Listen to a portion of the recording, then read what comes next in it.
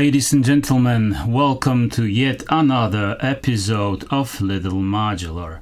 Today we will take a closer look at this funny, flexible and really interesting module by SNAZZY FX called Kick Me. As you can imagine, it's a percussion module. To be specific, a kick module.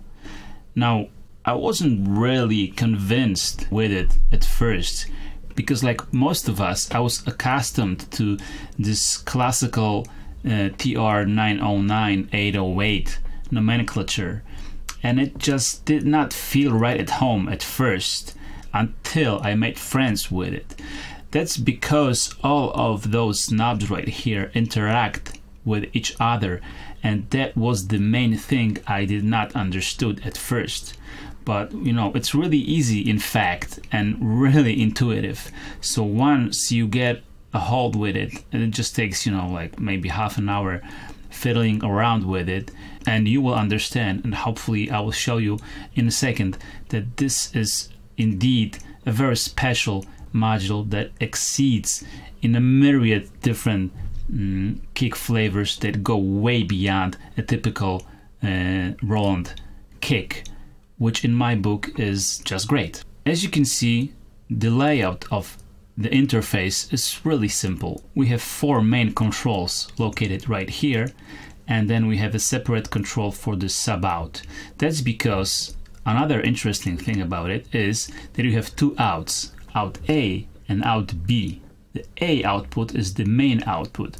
You can think of it as the main body of the kick, and then you have the B out right here next to it, which provides you with all the sub bass you would ever need. Then we also have naturally the trig in right here. That's where you put your trigger to trigger the module, which is indicated by this exotic LED in the middle. And then you have a CV, linear CV in, that allows you to control pitch of the module. That's it for the interface. Now let's see what each of those parameters does. The first knob right here is called damp, and it is responsible for resonance of the drum. As I mentioned before, all of these parameters are influencing each other and are dependent upon each other. So if you adjust one parameter, some of the other ones will also react to it.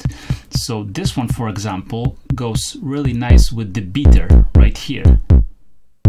So just with those two parameters, you can come up with a lot of different sounds. Okay? So more resonance, less resonance. The second knob right here is a pitch. Self-explanatory, don't have to talk about it much, maybe except the fact that if you want to modulate that via the CV in, it's best to leave it at noon position. That's the sweet spot right there. The next one is called Decay, also pretty self-explanatory. It's always a good idea to start with the short decay, especially in the clip mode, which I'll talk about in a second.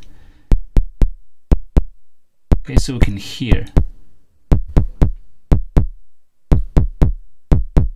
how the kick sounds with all the transients. Speaking of transients, the next control is called beater, and as you can imagine, it allows you to dial in appropriate amount of attack or click, so to speak. So the more clockwise you go, the more attack and brighter the sound of the kick will get. And as mentioned before, it goes nicely with the damp and pitch. So those three are really dependent on each other. So once you are satisfied with your main body kick, you might want to add some subs to it. You do that with this knob called Kick B. Now this is only responsible for the sub bass out, which goes out of here, out of B, and it's responsible for decay. As you can see, I have both of these outputs routed to mix switch right here, so I can dial the appropriate level of each of the layers. So I have the body, that's how a sub bass sounds by its own. Okay, and I have a body here, so I can adjust levels of both of the layers, and I can adjust decay separately on the module itself, which is very flexible, because as you can easily imagine, I can, for instance, take the B out and just process it through some other module. For instance, I have this great multi-dimension effect by feedback modules, and if I just connect it right now and reconnect it to the mix switch, you can see some wacky stuff going on. So just with that you can get like myriad sounds, okay? Some great stuff. But let's go back to our initial settings without the external effect. One other cool trick here, which I love, is taking the B out and connecting it to the CV in. Watch what will happen.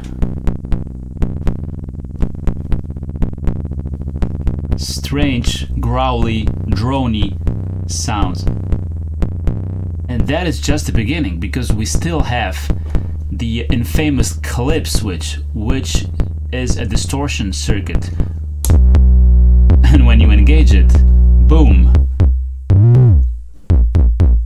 the game changes drastically, literally. Now a few words about the levels. I am not kidding you here. I strongly encourage you to insert some compressor or limiter after this, because with extreme settings you can really blow up your speakers, and it's no joke. Better be safe than sorry. Let's take out this feedback patch and maybe see how the clip circuit sounds on its own. That's how it sounds without the sub output. Mighty.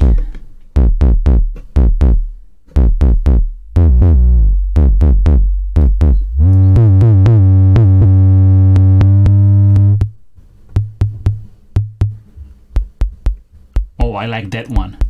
It has a hefty sub in it, even without the subs. But if I increase it, okay, and has a nice click to it.